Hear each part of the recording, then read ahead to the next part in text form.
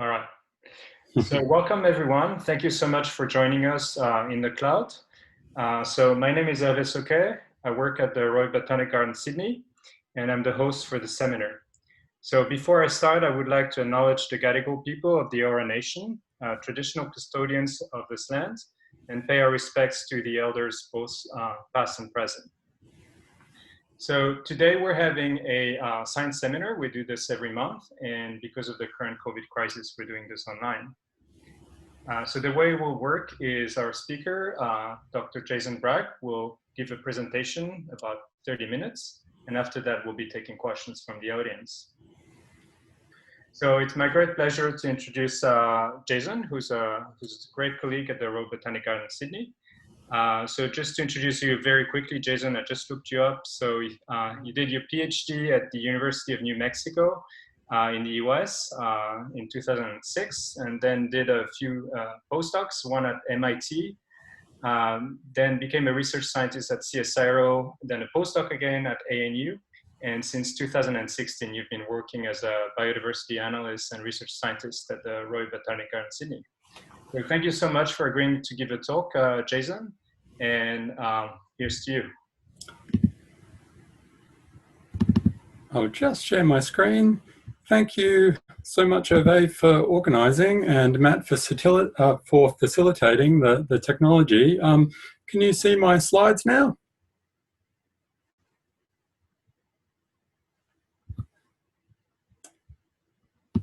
Sorry, can you... have I successfully shared my slides? Yes. Yep. Sorry about that. I can't see visual signals anymore. Sorry about that. Okay, so just to pick up where Hervé left off, I started at the Gardens just a few years ago, and in that time have had the privilege of collaborating with people on many projects from all across the Gardens, the science division. And this is partly because of what I do. I'm sort of a more computational person, and so I've had a wonderful time collaborating with colleagues from the evolutionary ecology team, Australian Botanic Gardens horticulture team, people from plant diversity on various projects, and with the New South Wales Office of the Environment and Heritage on projects on some endangered species. I've collaborated with more people than I really have time to list, and just wanted to make sure that I listed many, but by no means all, of the people who've contributed to the work that I'm going to present right here at the start. So this is a quick outline for this talk. I'm going to start by telling you why we think genetic diversity is important in restoration and conservation activities. Then I'll talk about some approaches we've been using and developing to help promote genetic diversity in populations established for restoration and conservation. And then towards the end, I'll tell you about some more forward-looking approaches we're developing, where we're trying to establish populations that are both diverse and adapted to particular environmental drivers. So first, and really importantly, why do we think genetic diversity is important? There are a number of reasons. I'll go through one in just a little more detail here. So I want you to think, if you will, about two populations that are illustrated by the two large circles that you can see. One is more diverse than the other. The top one is more diverse than the one at the bottom of the screen, simply because at a particular location in the genome, at a particular locus, there are two alleles represented by two different colors, a lighter and a slightly darker color, than in the population at the bottom where there's only one allele. Now, let's imagine that each of those populations is challenged by a new environmental condition. For instance, it might be an elevation in temperature, and that environmental condition specifically favors individuals that have the darker colored allele. Those individuals are still able to survive and reproduce, so consequently, in a few generations, we might imagine that following this challenge, the population at the top has adapted, and there's now a higher frequency of the darker colored alleles. The population at the bottom, on the other hand, might have gone extinct. So the more diverse population in this case had a higher capacity to adapt to this new environmental challenge. So one reason why we want to to promote genetic diversity, not just at one locus, but at loci all across the genome, is to promote this capacity to adapt to new environmental challenges. There are numerous other reasons as well. One is that we want to establish populations with as few individuals as possible that are very genetically closely related to reduce inbreeding and its negative consequences for plant performance and fitness. So now I'm going to tell you about some specific research projects, 3 micro talks that try to promote genetic diversity in different restoration and conservation contexts. And these are sort of represented by the 3 big rectangles here.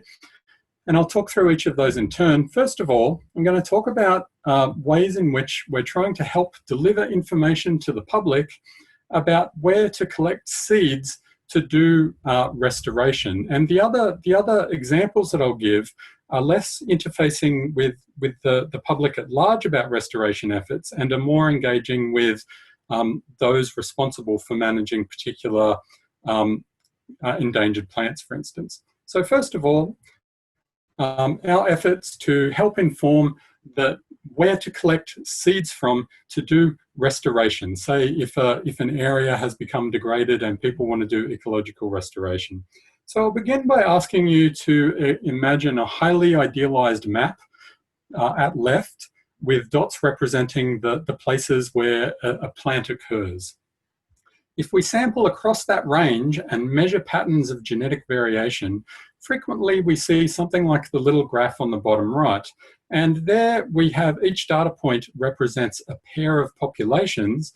And quite often what we would see is that those that are farther apart are more genetically differentiated or more genetically different to each other. We don't always see such a clean correlation, but I'll tell you about an example of that in a few moments. So then the question arises, if we choose a particular point at which someone wants to do ecological restoration to establish a new population of a plant that's been extirpated from the site, where does one get the seeds? There's been a prevailing view that the best place to get the seeds is very close by, that those seeds become pre-adapted to the prevailing environmental conditions at the site. However, more recently, we've started to realize that it might be better to collect more broadly to bring in more genetic diversity, to try to get more of that genetic differentness into the population to take advantage of, to sort of evolve to changing conditions. The problem is that even if we want to collect locally or even just a little bit extra locally to promote diversity, the distance that one ought to go in order to accomplish that, to get some more diversity, but without getting stuff that's too different and potentially introducing genetic incompatibilities, can vary very substantially among species, but also across locations within a species.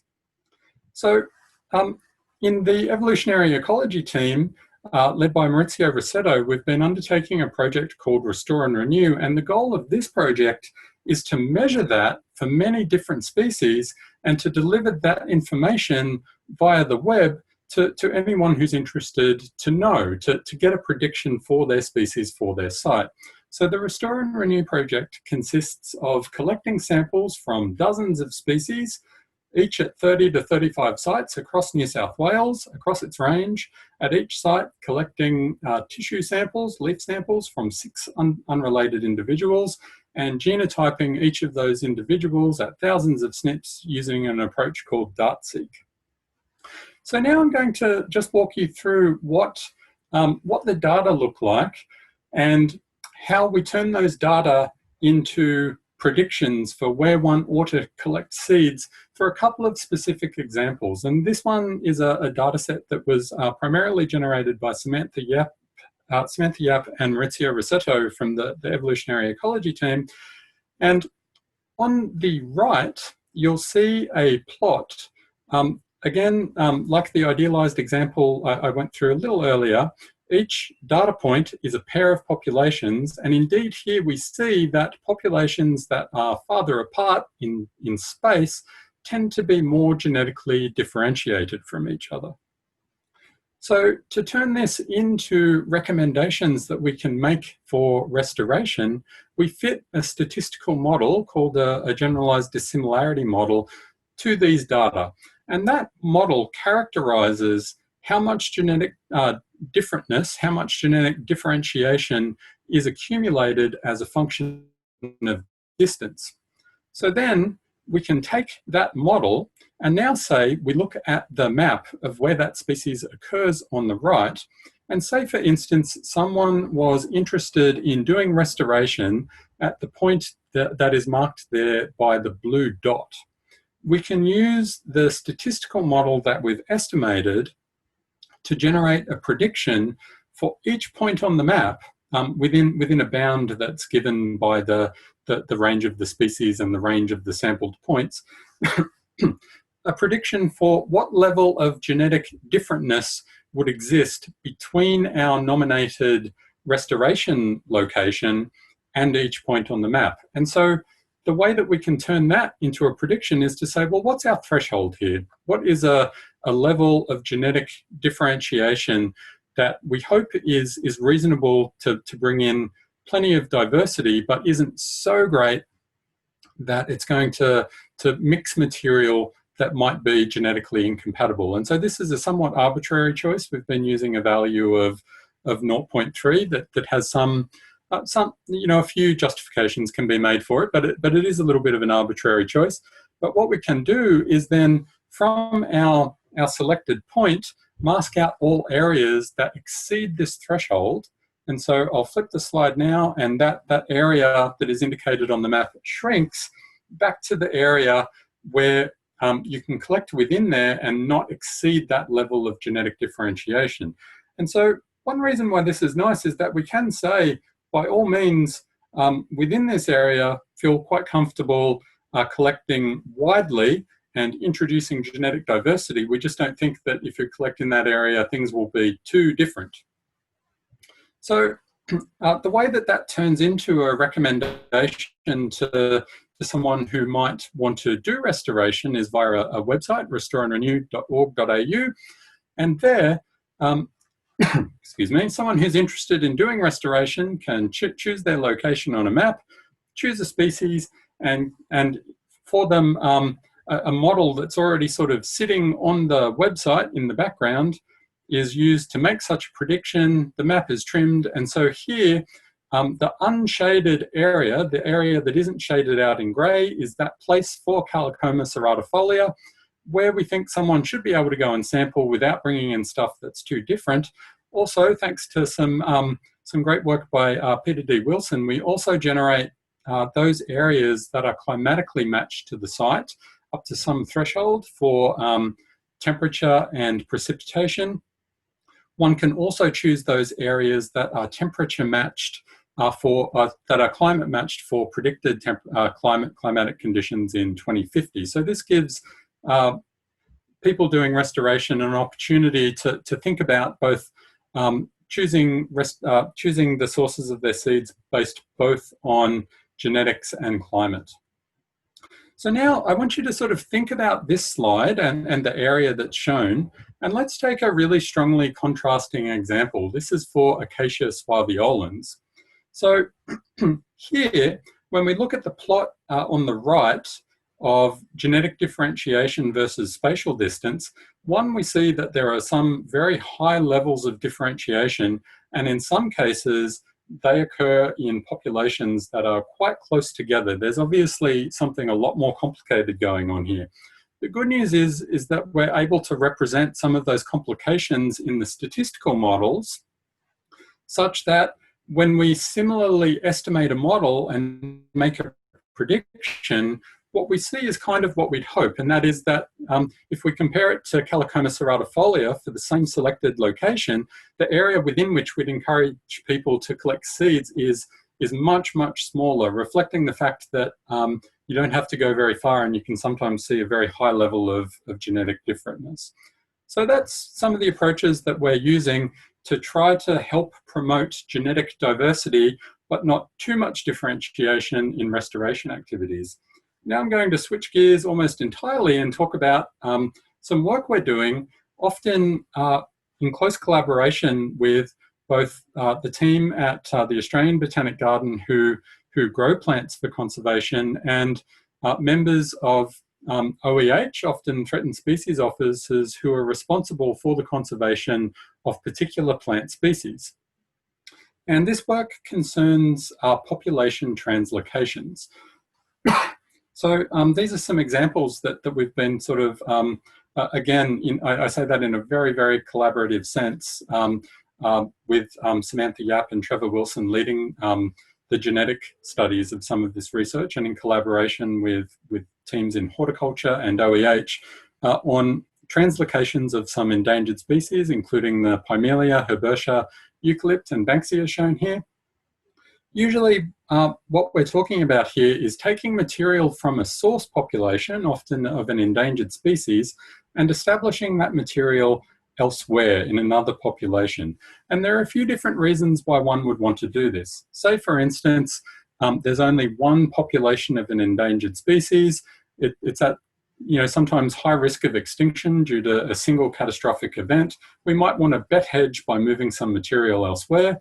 I'll also talk about a couple of cases where there might be a slightly more widely distributed endangered species, but one population is at imminent risk of being entirely removed, say, for urban development. So we might want to preserve the diversity within it somewhere other than the natural site. Often what this consists of is taking a collection, keeping it in an ex situ, say in a nursery, propagating it, maybe amplifying it. So maybe taking a limited number of individuals from the source population, but by using cuttings, taking many ramets of each genet, for instance, or growing many seeds, and then translocating those. And so from the genetic perspective, the way we've been contributing to this is it's often the same in that often the first step is genotyping the individuals, and then at each step, both for the ex situ collection and say for their translocation, asking oftentimes how many individuals, which individuals, frequently what's the best spatial arrangement of those individuals if we want to promote breeding among the most dissimilar individuals we can. Also asking questions about inevitably in a translocation population, some individuals will die. And so if we go back to an ex situ collection in the nursery and resupply the translocation population in the early years, which individuals do we best use? So, returning to some of the themes that I talked about at the start, usually our overarching principle with this kind of work is to try to maximize genetic diversity at each point. I also want to underline that we usually also follow a principle of trying to maximize efficiency in some sense. That is, if we're satisfied that we're sort of getting enough diversity, what is the least number of plants we have to maintain in order to do that?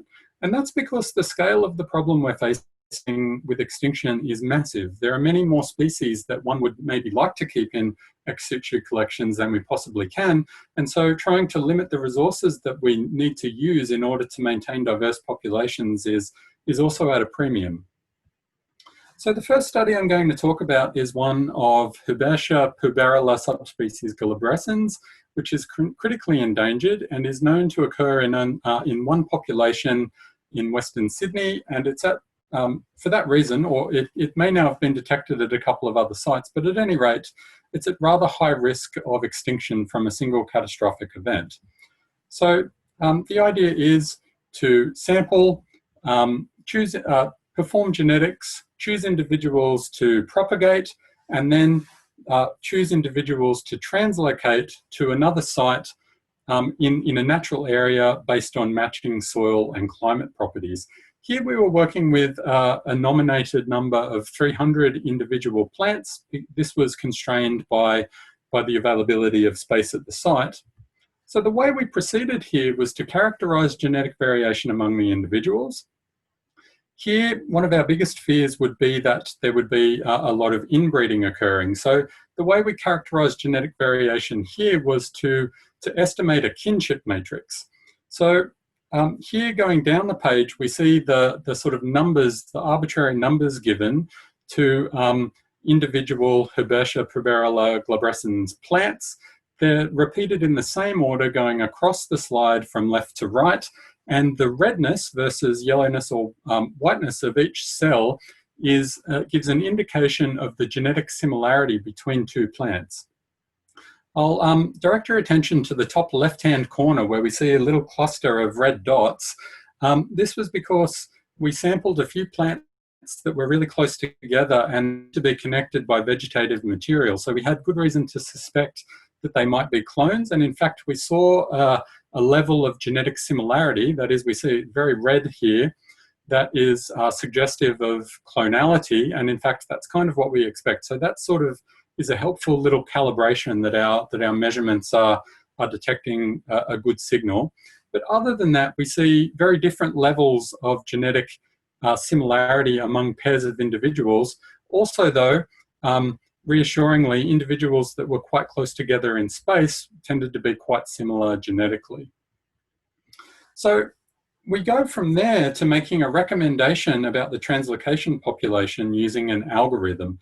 I won't go into any details of it, but basically the information we give that algorithm is the genetic information that I just showed you, a kinship matrix between the 37 genetically unique genotypes that were available, the specified population size, in this case n equals 300 individuals, and some objective. In this case, the objective was to minimize mean kinship. That is, we wanted to choose from the 37 individuals we had available, we wanted to take cuttings from each of those up to a total of 300 individuals, and we wanted to do it in a way that minimized the mean value of genetic similarity between all pairs of individuals. And the algorithm gives us an approximate optimum solution to that problem, which is shown on the right, which is a translocation population of 300 individuals with different numbers of clones of each of our starting individuals to go into that population. So that's how we've sort of addressed that problem to design a genetically optimized population for Herbaceae. and here are the solutions to that shown in a little graph. But now I want to talk more about something that I alluded to earlier in the case of a condemned population. So this relates to a couple of species, Pimelia spicata and Eucalyptus species cati, both of which are endangered, and in each case, one of numerous populations faces imminent removal for development. So here our goal is slightly different. Here our main objective is to preserve the diversity that we can measure and that we know exists at that site. And so here the question is, how many plants do we need to choose in order to keep in a collection most of the alleles that have been observed at that site? How do we get most of the variation at that site represented in an ex situ collection? And we're going to ask what happens if we do that in a sense optimally versus randomly. So we see a plot here on the right where we've chosen different numbers of individuals from the individuals we've genotyped, of which there were, I can't remember the exact number, perhaps 180 or 150. We've chosen different numbers of them and ask how many alleles, what proportion of the alleles, what proportion of the variation observed at the site of the population that is condemned, have we been able to capture when using different strategies? And those strategies were varying the numbers of individuals, but also the blue dots show what happens when we choose those individuals completely at random, when we do that 100 times and just take an average, versus the black dots that show what happens when we choose that based on an optimization criterion of maximizing the genetic diversity. And one thing that I want to sort of point out is that if we choose a lot of individuals, more than 60 individuals, it really matters little whether we optimize it or not. We get most of the diversity that was there in the first place. We start to see a bigger difference between our optimized choices and random choices when we want to take fewer individuals. So perhaps the message is we can maybe afford to keep fewer individuals and reduce the costs of maintaining them if we choose them really carefully.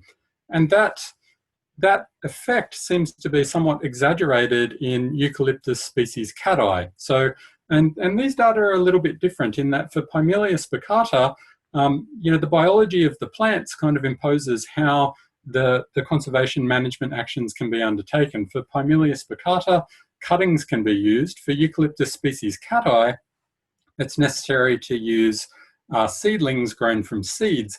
And if the initial collection of seedlings didn't capture all of the diversity present in the adult plants, then it sort of puts a cap on the maximum amount of diversity that can be captured. Now, fortunately, that cap is still at a very high proportion, on the order of 95% in this case. So seems like a good outcome.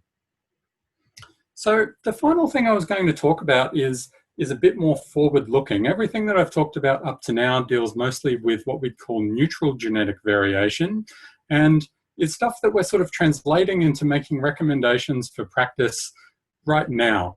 This part of the talk is a little bit more forward-looking and asks how we might in the future principally be able to use some new approaches that are starting to become available to us.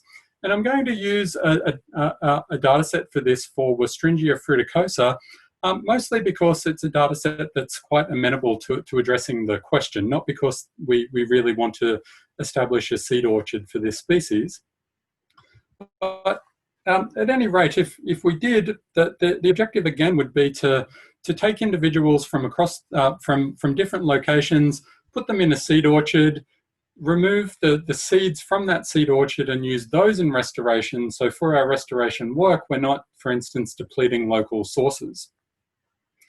So I'm going to represent the information about the locations of our Westringia fruticosa samples in a graph like this. So again, we see latitude on the y-axis, so points up high are north, points down lower on the y-axis are south, and I'll plot that as a function of mean annual temperature. So we performed a really similar optimization to the ones we've already been talking about, and here I'm just going to show you where the individuals were drawn from when choosing an optimally genetically diverse population. And as you might, an optimally genetically diverse 30 individuals. As you might expect, we draw them from right across the range. If you want it to be as genetically as diverse as possible, space them out, because there's usually a propensity for genetically different individuals to be far apart, so space them out as much as possible. Increasingly, methods are being developed to help us find alleles that might confer adaptation to a particular environmental condition. So the next question I want to ask is, can we use those to start thinking about how we might design a climate-ready seed orchard, or how we might use genetic information to design seed orchards or other restoration or conservation populations that are, hopefully genetically diverse, hopefully also adapted to some particular environmental driver, or that have some other desirable trait. So to just illustrate that a little bit, I want you to imagine a temperature gradient going across right, from yellow to red, from cooler to hotter. A neutral locus in the genome might have the alleles at that locus being distributed fairly randomly across the gradient, whereas we would expect at the bottom, if there's a locus where a particular allele confers an advantage at a warmer temperature, selection might have favored that allele particularly at warmer temperatures. So in this case, if we imagine the G as opposed to the C base at a particular location in the genome, say encodes a protein that has better properties at high temperatures, it might have been selected there. And so there's now a bunch of methods that try to look for those loci where there's a correlation with an environmental driver in terms of the frequency of an allele that is too strong to be explained on the basis of neutral evolution alone. So we expect that these loci might confer a particular advantage under a particular condition.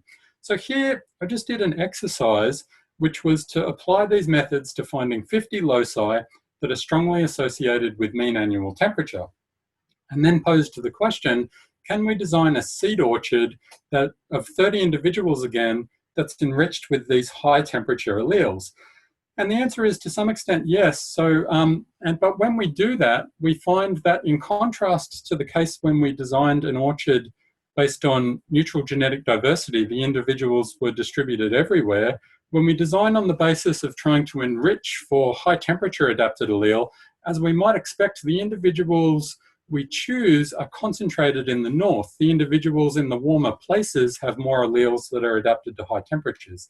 So there appears to be a tension here with the same choice of individuals doesn't satisfy both of these goals we had. When we chose, and so we see that in the plot on the bottom left, when we chose on the basis of genetic diversity, we got good genetic diversity, but if we come up with an index of the number of the high temperature adapted alleles, shown on the y-axis, we're doing quite poorly.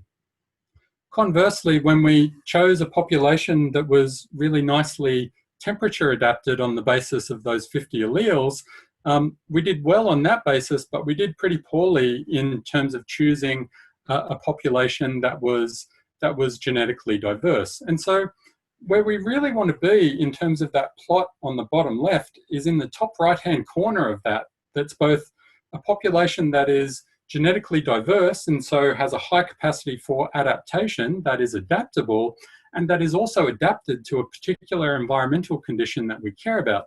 And the question is, can we get that? So here we concentrated on one and the other didn't do too well. What if we use a multi-objective optimization algorithm that tries to do both at the same time? Can we use that to find a collection that does really well with both? And the answer is kind of no. We can do pretty well, but there definitely is a trade-off curve between the two. So what I'd suggest to you here is that it's useful to understand this trade-off. It means that we can design populations for conservation or restoration, knowing if we want to enrich for this desired outcome this much, it's going to cost us this much in terms of genetic diversity. I was going to talk a little bit about some sort of some other scenarios that have kind of been simulating to try to understand when this trade-off is going to be strong and when it's likely to be weaker. And we've been sort of extending this empirically too, given that we think that there might be reason to suspect that resistance to pathogens might be something where there's a more limited trade-off. And so we're pursuing that kind of question in collaboration with people from UNSW, including Rich Edwards and Stephanie Chen, and folks from, again, the evolutionary ecology team and phytopathology and horticulture at the Gardens and OEH. Haven't got time to go into that in much detail, but ask questions about it if you're interested. The key point here, though, is that understanding this might help us better choose our battles. That is, it's costlier and it takes more effort to go after those loci that we think are functional. And so understanding the circumstances under which there's likely to be a really strong trade-off, and in those cases where there's a really strong trade-off, we might usually just decide, actually, it's better just to design a population on the basis of maximizing genetic diversity and let natural selection sort out adaptive evolution using that standing diversity. But we might also try to think about, are there traits or species where it's more likely that we have some prospect of being both adapted and adaptable, and really trying to do both at the same time. So again, so I'll just summarize now by saying genetic diversity is potentially really important in many restoration and conservation contexts. We're developing tools to translate genomic data into, in some cases, very detailed and specific conservation plans. In other cases, we're estimating models and providing that information to the public and anyone who wants to do restoration. Almost always the workflow commences with collecting samples and doing genotyping, and then everything downstream of that is tailored quite specifically to different projects. The final point that I'd like to make here is that conservation decisions often involve sharp trade-offs involving many things. And particularly as it relates to genetic problems, we're using optimization algorithms to try to manage those trade-offs. So again, I want to end by saying that everything I've talked about in this presentation has been a collaborative effort with many people. So I want to acknowledge my colleagues in the evolutionary ecology team, the horticulture team at Mount Annan, many people from plant diversity who've contributed to a number of the Saving Our Species projects that were mentioned, and collaborators at OEH, and typically those who are tasked with implementing conservation programs for particular species. Thank you.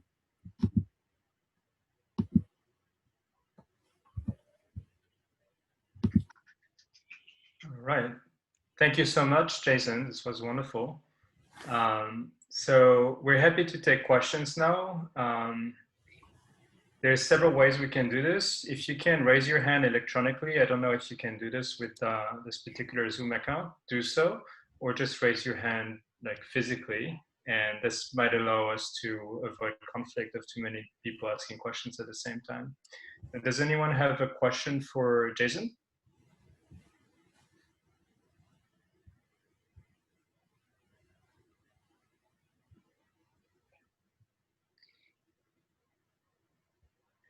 No questions yet.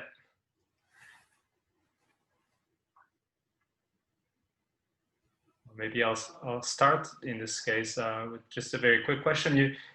Jason, you started by mentioning you were using a particular kind of data called DARTSEC for measuring genetic diversity. Yep. My understanding is that this is a sort of general fishing of diversity in the genome. Yep. Is that considered a very good measure of diversity, or is there a chance that we might be missing on the key diversity that might be important for the questions you're asking? That's a really good point, Hervé. So I anticipate that DARTSEC is really good for. So quick first, as Hervé mentioned, that DARTSEC is a method that surveys thousands of different locations across a genome and does that somewhat randomly. So it uses restriction enzymes to randomly cut up different slices of the genome and looks for variants in little bits of that randomly cut up genome that are around 70 base pairs long. And so it's one of its main merits is that it generates data for thousands